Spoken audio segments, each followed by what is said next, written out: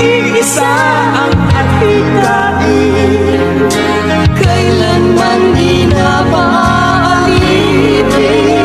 Hanggang Pilipino sa mundo,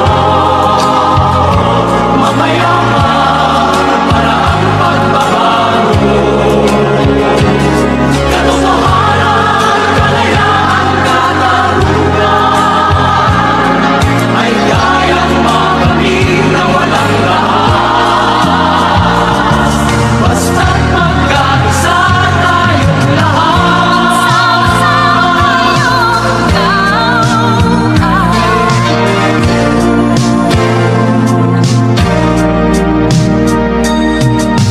Basta nang nagaganap sa aming bayan, magkasama ng mahirap at mayaman.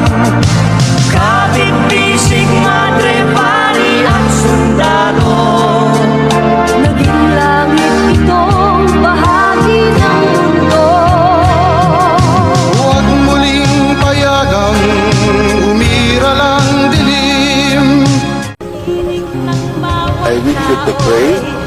Bigyan ng pansin, magkakapatid lahat sa Panginoon. Ito'y lagi nating tatandaan. Repeat after me your oath of office.